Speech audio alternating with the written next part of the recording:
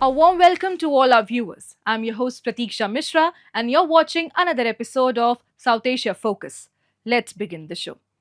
India's semiconductor ambitions are accelerating, with the government approving 4 new projects under the India Semiconductor Mission, bringing the total to 10 projects, including 6 already in progress. The latest approvals include the nation's first commercial compound semiconductor fab and advanced glass-based substrate packaging unit, key milestones in building a world-class semiconductor ecosystem. With global interest growing and Semicon India 2025 on the horizon, India is steadily cementing its role as a trusted partner in the global chip supply chain. Take a look. The India Semiconductor Mission, launched by the Government of India in 2021 under the Digital India program, is a strategic initiative to position the country as a global leader in semiconductor manufacturing and design. Its goal is to build a strong semiconductor and display ecosystem, reduce dependence on imports, and strengthen technological self-reliance. In a major push to India's chip-making ambitions, the government has approved 4 new semiconductor manufacturing projects under ISM. With a total investment of Rs 4,594 crore, these projects will generate over 2,000 skilled jobs and enhance the nation's capabilities in chip production, packaging, and advanced materials. 2 plants will be set up in Odisha and 1 in Punjab and 1 in Andhra Pradesh, adding to the 6 projects already sanctioned. This takes the ISM portfolio to 10 projects across 6 states, with total investments now reaching Rs 1.6 lakh crore. A 3D glass semiconductor plant will also be set up at Info Valley in Bhubaneswar. The move is being hailed as a decisive step towards building a robust, self-reliant semiconductor ecosystem to power sectors ranging from defense to consumer electronics. एक बहुत बड़ी success देश को मिली है. After many decades of efforts Bharat को ये success मिली है. आज इस कड़ी में 4 नए प्रोजेक्ट्स सेमीकंडक्टर के कैबिनेट में अप्रूव हुए हैं, वो मैं आपके सामने रखना चाहूँगा. अब तक के जो 6 प्रोजेक्ट्स अप्रूव हुए हैं उसकी बहुत अच्छी प्रोग्रेस है, and hopefully within next few months we will see the first made in India chip coming out of these commercial semiconductor units. ये निश्चित रूप से उड़ीसा के लिए एक अच्छी बात है. सेमीकंडक्टर इंडस्ट्री में हम लोग आगे बढ़ रहे हैं. हमारा जो इंफ्रास्ट्रक्चर है, हमारा पास जो इंडस्ट्री पॉलिसी है, वो आकर्षित कर रहा है इंडस्ट्रियलिस्ट को उड़ीसा में इन्वेस्ट करने के लिए. The move is being seen as a milestone in India's journey to becoming a global semiconductor powerhouse. The combined support of the central and state governments is creating a competitive environment for advanced manufacturing, attracting global players and boosting investor confidence. This growing momentum is expected to spur innovation, create high-value jobs, and position India as a trusted partner in the global semiconductor supply chain. We are extremely excited that 4 more projects, which makes it 10 of them in semiconductor fab and packing, have now been approved with a very significant stimulus from the government, and which is backed up by the appropriate state government also. India is emerging as a significant player in the semiconductor industry. We have also congratulated the Honorable Prime Minister and the Honorable Minister Ashwini Vaishnav ji for his great leadership in making this happen.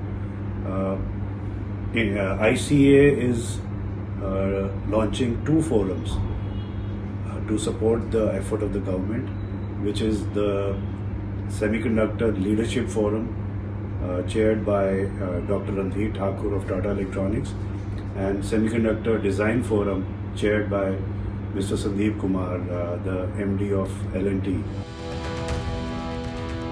Adding further momentum, the Semicon India 2025 event will be held from 2nd to 4th September, organized by the India Semiconductor Mission in partnership with SEMI and leading industry associations. The event aims to position India as a trusted partner in the global semiconductor supply chain, showcasing emerging technologies, groundbreaking innovations, and solutions shaping the future of electronics in India. With several strategic projects now in the pipeline, massive investments flowing in, and global partnerships taking shape, India's semiconductor dream is rapidly turning into reality, setting the stage for the nation to power the next generation of technology, innovation, and digital growth.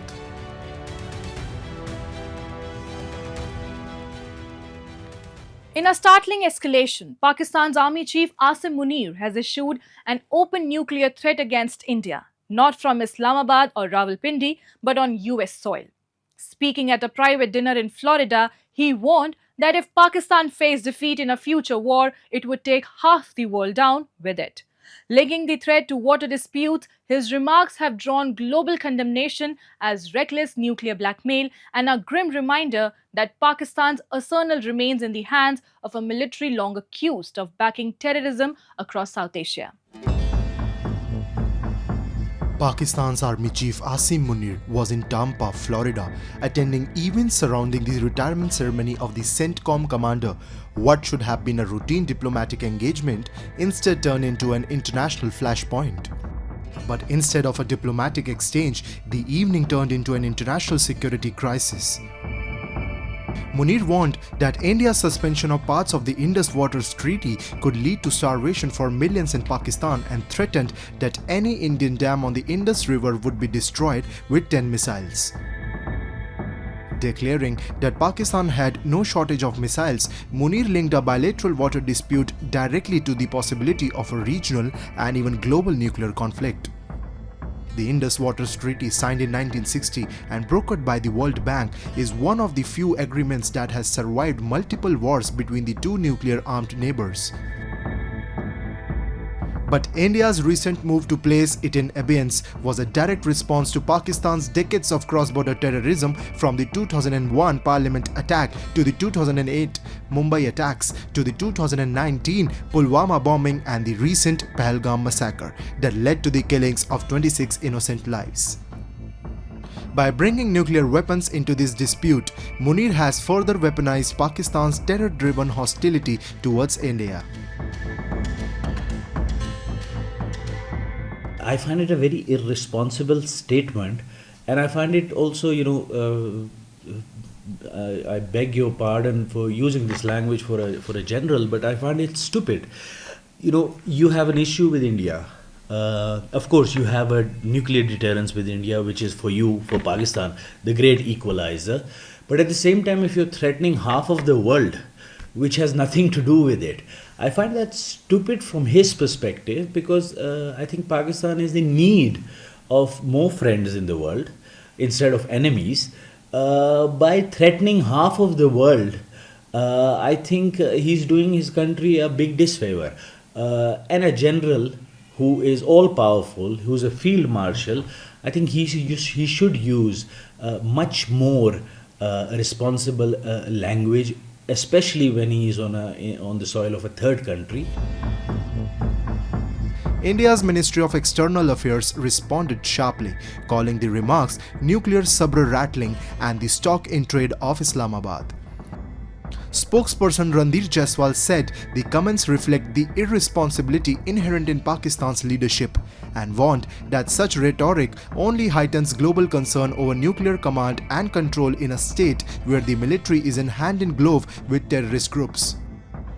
That hand-in-glove relationship is no secret. Pakistan's military and its intelligence arm, the ISI, have for decades nurtured and deployed terror outfits Lashkar-e-Taiba, Jaish-e-Mohammed and the Haqqani network as strategic assets.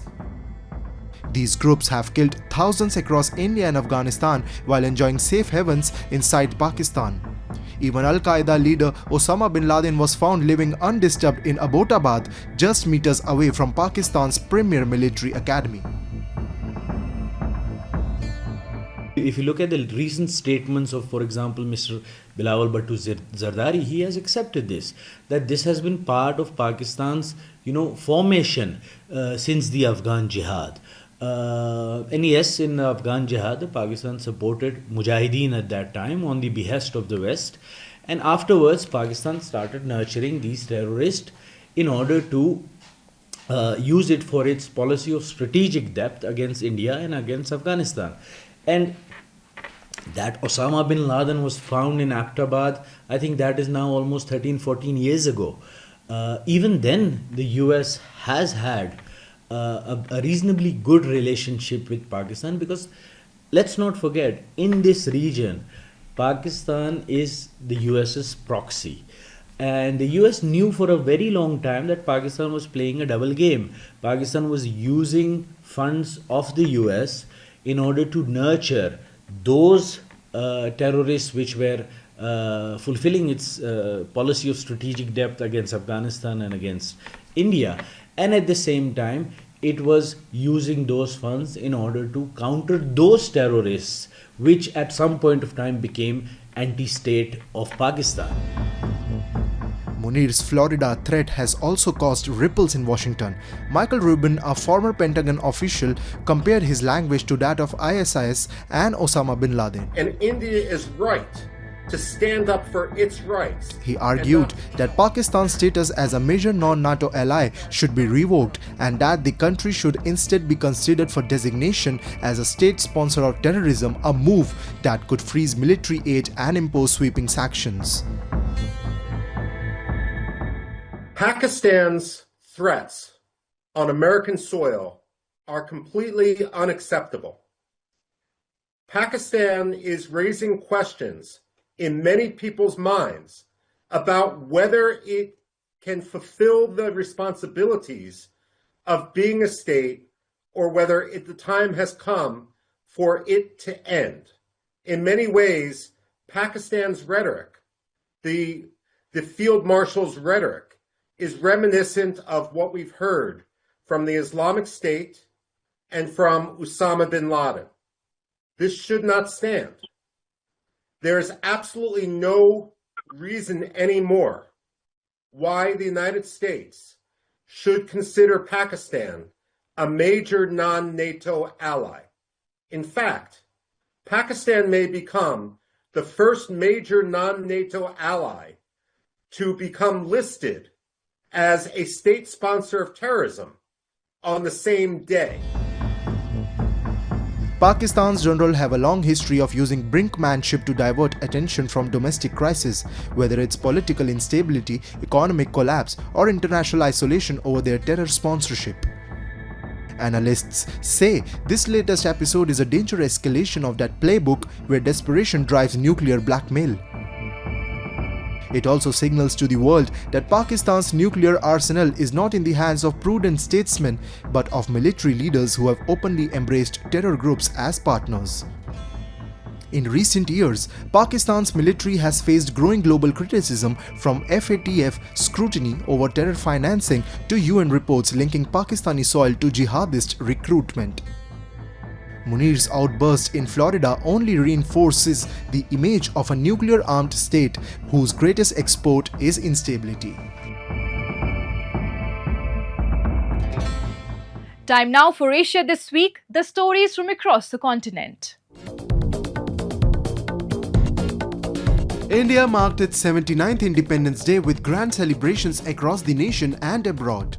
Prime Minister Narendra Modi began the day at Rajghat, paying tribute to Mahatma Gandhi before hoisting the tricolour at the Red Fort. In his longest ever 103-minute speech, he announced major initiatives like the Rs 1 lakh crore Viksit Bharat Rozgar Yojana and praised the heroes of Operation Sindoor. Indian Air Force helicopters shot flowers, petals and carried banners, while the Har Ghar Tiranga campaign saw 4.76 lakh flags made by Varanasi women.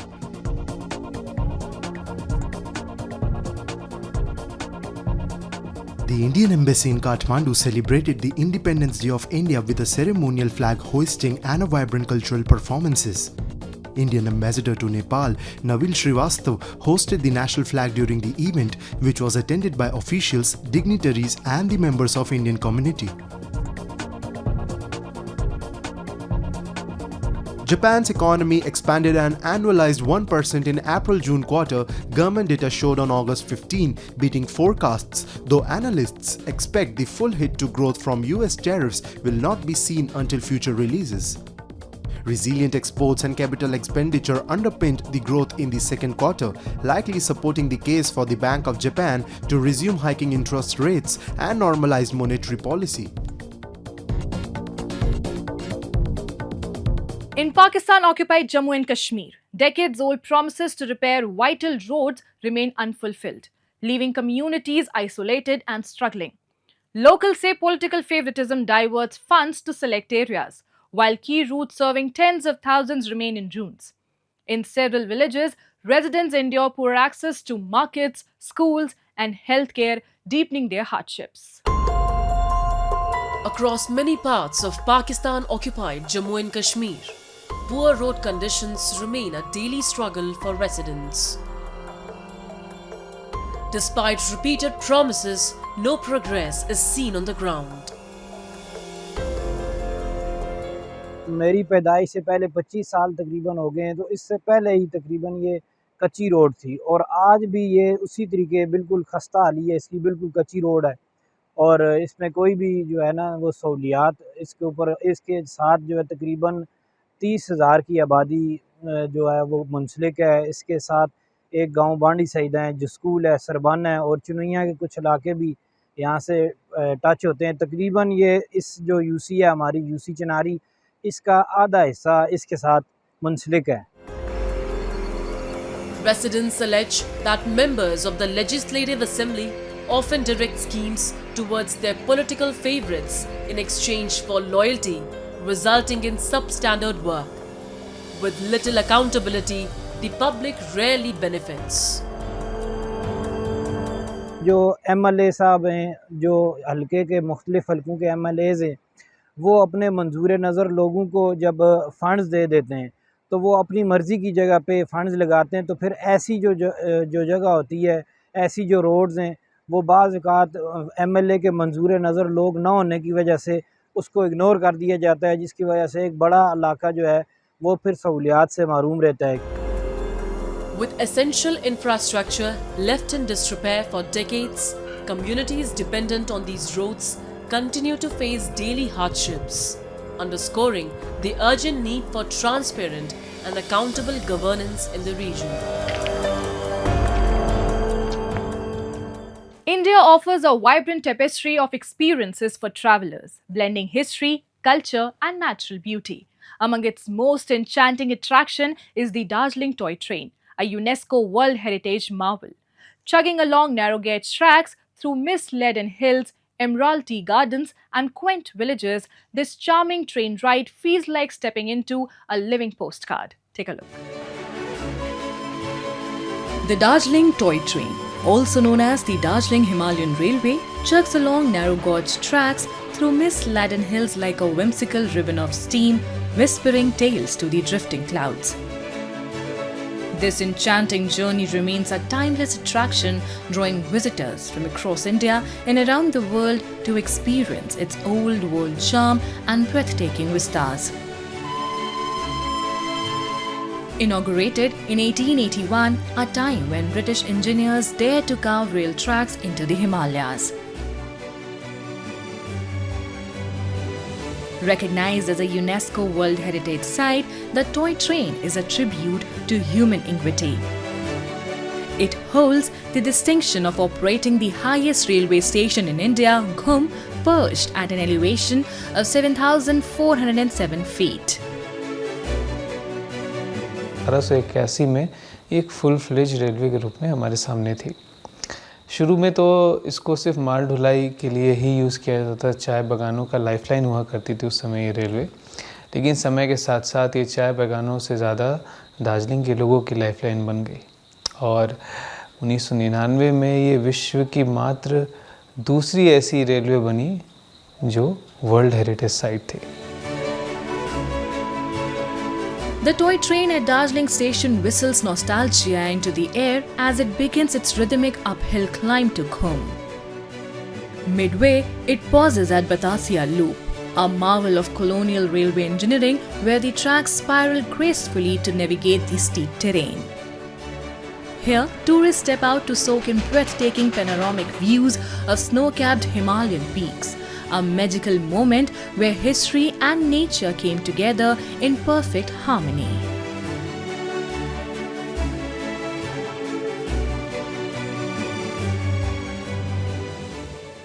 बहुत बहुत बहुत मतलब अच्छा लग रहा है, बहुत ही खुशी हो रही है। सो हैपनिंग, मतलब इतना अच्छा व्यू, इतनी अच्छी अपनी टॉय ट्रेन, इतना अच्छा व्यू इसका हमारा दार्जिलिंग का। So happy. सुना है बहुत, किताबों में पढ़ा है बहुत, लेकिन काफ़ी, लेकिन एक इच्छा थी कि हाँ देखे, यहाँ आके दिल खुश हो गया। Toy train is very good and it's a heritage of our country.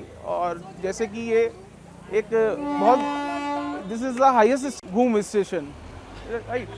And अभी हम जिस पे गए थे बतीसा पे, वो एक फौजी के ऊपर है ना, तो एक उसके ऊपर भी वो हमें बहुत अच्छा लगा वहाँ पे जाके। अच्छा मेमोरियल है वो, बहुत अच्छा बना हुआ है। और वहाँ पे भी कल्चर एक प्रेजेंट करता है पूरा दार्जिलिंग का। The steam locomotive is a star attraction of the Darjeeling Himalayan Railway, and its upkeep is no small feat. That crucial task is handled by the Tindharia Locomotive, Carriage and Wagon Workshop, the engineering heart of the Darjeeling Himalayan Railways. Established over a century ago, this historic workshop keeps the legacy alive by restoring vintage steam engines, refurbishing elegant coaches, and showcasing models that trace the evolution of steam and diesel locomotives. A working piston model even reveals the magic behind the rhythmic jug, a tribute to motion, heritage, and craftsmanship. Toy train comes here, then it goes to different shop, and different parts of toy train comes for repair. And in machine shop, we modify the different parts so that our other operator, sirs and all, they do the machine work. I help them and I assist them regarding their work. We follow UNESCO guidelines, and here work environment is very friendly. And women also, we take part, in previous time only the men used to work in the workshop, like do physical job or doing job in machines. But nowadays, women's also, here also we have many women in different shops. At the heart of Batasia Loop stands the Gorkha War Memorial, honoring brave soldiers of the region. As the toy train rolls past, it offers a silent salute, a poignant moment of pride and remembrance. The journey ends at Ghum, India's highest railway station. Nearby, the Ghum Museum showcases the legacy of the Darjeeling Himalayan Railway through models, photographs, and artifacts. As part of its outreach, Darjeeling Himalayan Railway offers free rides to school children, inspiring the next generation to cherish this engineering marvel.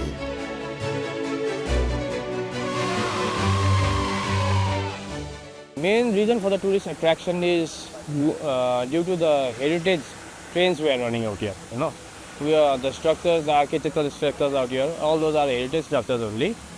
So that has been the major reason. In an age of high-speed trains and digital convenience, the Darjeeling toy train stands as a timeless relic, still puffing steam, still winding through the mountains, and still capturing hearts. It's not just about the destination, it's about the charm, nostalgia, and wonder it stirs along the way.